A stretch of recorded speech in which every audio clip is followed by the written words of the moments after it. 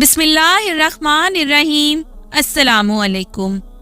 تاریخ اسلام کے عظیم رہنما اور عدل و انصاف کے پیکر حضرت عمر فاروق رضی اللہ تعالیٰ عنہ کی زندگی اسلام کے لیے ایک عظیم نعمت رہی۔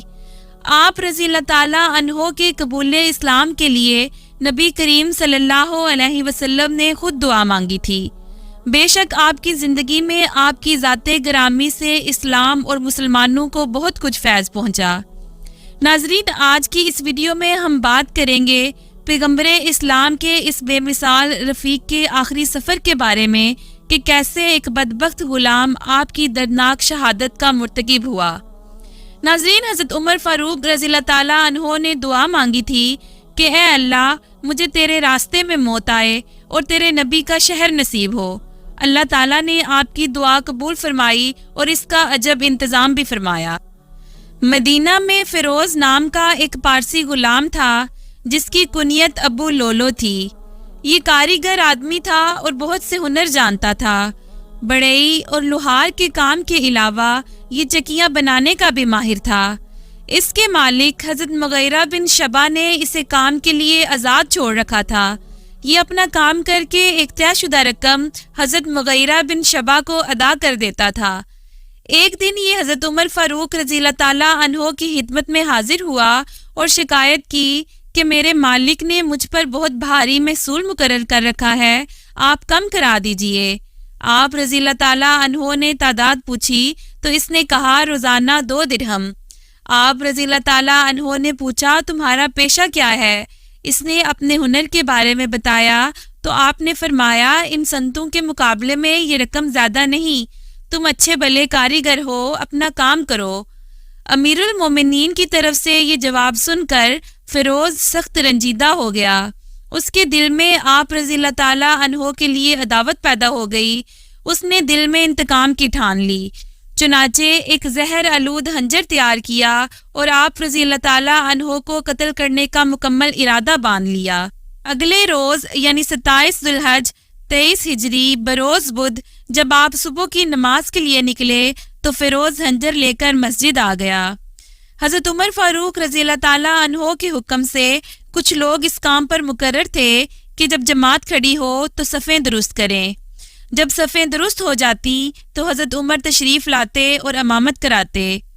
اس دن بھی حسب معمول صفیں درست ہو چکی تو حضرت عمر فاروق امامت کے لیے بڑھے اور جو ہی نماز شروع کی فیروز نے جو انتظار میں تھا دفتن 6 وار کیے۔ حضرت عمر نے فوراً حضرت عبد الرحمن بن عوف کا ہاتھ پکڑ کر اپنی جگہ کھڑا کر دیا اور خود زخم کی وجہ سے گر پڑے۔ فیروز نے اور لوگوں کو بھی زخمی کیا لیکن بالآخر پکڑ لیا گیا اور ساتھ ہی اس نے خودکشی کر لی۔ حضرت عمر فاروق کو لوگ اٹھا کر گھر لائے۔ سب سے پہلے انہوں نے پوچھا کہ میرا قاتل کون تھا؟ لوگوں نے کہا فیروز۔ فرمایا کہ الحمدللہ میں ایسے شخص کے ہاتھ سے نہیں مارا گیا جو اسلام کا دعویٰ رکھتا تھا۔ لوگوں کو خیال تھا کہ زخم زیادہ کاری نہیں ہے اور غالباً شفا ہو جائے گی، چنانچہ طبیب بلایا گیا۔ اس نے دودھ پلایا تو وہ زخم سے باہر نکل آیا۔ اس وقت لوگوں کو یقین ہو گیا کہ وہ زخم سے جاں بر نہیں ہو سکتے۔ حضرت عمر فاروق رضی اللہ تعالیٰ عنہ نے اپنے فرزند حضرت عبداللہ کو بلا کر کہا کہ ام المومنین حضرت عائشہ صدیقہ کے پاس جاؤ اور کہو کہ عمر آپ سے اجازت طلب کرتا ہے کہ رسول اللہ صلی اللہ علیہ وسلم کے پہلو میں دفن کیا جائے۔ حضرت عبداللہ حضرت عائشہ کے پاس آئے، وہ رو رہی تھیں۔ سلام کہا اور حضرت عمر کا پیغام پہنچایا۔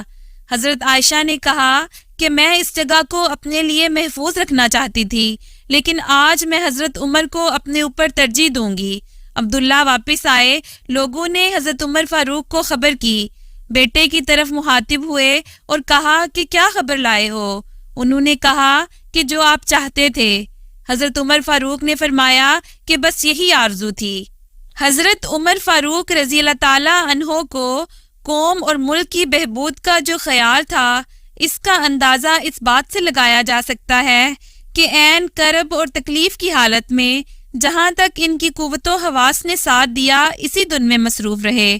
لوگوں کو مخاطب کر کے کہا کہ جو شخص خلیفہ منتخب ہو میں اس کو وصیت کرتا ہوں کہ 5 قسم کے لوگوں کے حقوق کا نہایت خیال رکھے: مہاجرین، انصار، عراب یعنی اہل عرب جو دوسرے شہروں میں جا کر آباد ہو گئے تھے، اور اہل ذمہ یعنی عیسائی، یہودی، پارسی جو اسلامی مملکت کی رعایا تھے۔